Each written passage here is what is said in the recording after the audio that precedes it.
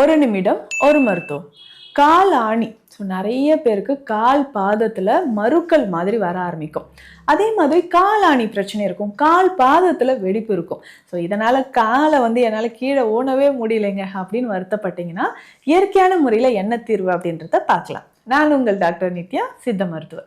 So கால் பாதங்கள், அதாவது காலை மெயின்டைன் பண்ணுறதே ஒரு சிறந்த கலை அப்படின்னு சொல்லலாம்.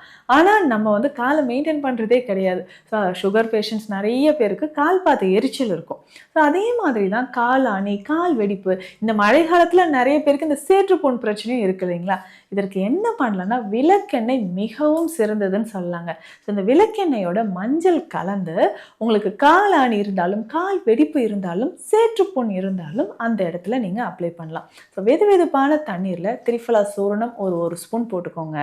அடுத்ததாக கல்லுப்பு கொஞ்சம் போட்டு காலை அதில் கொஞ்சம் நேரம் ஒரு 15-20 நிமிடங்கள் அப்படியே வச்சுட்டு நல்ல ஒரு காட்டன் துணியில் ஈரம் இல்லாமல் தொடச்சி எடுத்துடணும். அதுக்கப்புறம் இந்த விளக்கெண்ணெயை நம்ம அப்ளை பண்ணிகிட்டே வரணும். ஸோ விளக்கெண்ணெயோட மஞ்சளும் சேர்த்து நீங்கள் அப்ளை பண்ணிக்கிட்டே வரணும். சித்த மருத்துவத்தில் இருக்கக்கூடிய கிளிஞ்சல் மெழுகு அப்படின்ற ஒரு மருந்து இருக்குது. ரொம்ப ரொம்ப ஈஸியாக இது அவைலபிளாக இருக்கும். ஸோ இதை எடுத்து கால் பாதத்தில் வெடிப்பு இருக்கிற இடத்துலையோ சேற்றுப்புண் இருக்கிற இடத்துல நம்ம அப்ளை பண்ணிகிட்டே வரலாம். காலாணி களிம்பு அப்படின்னு இன்னொரு மருந்து இருக்குங்க. ஸோ உங்களுக்கு கான்ஃபுட் இருந்தால் அந்த இடத்துல மட்டும் கேர்ஃபுல்லாக இதை அப்ளை பண்ணிக்கிட்டே வரும்போது கொஞ்சம் கொஞ்சமாக கால் ஆணி கரைய ஆரம்பிக்கும். இந்த மாதிரி பயனுள்ள மருத்துவ தகவல்களுக்கு நம்ம பேஜை ஃபாலோ பண்ணுங்கள். நன்றி.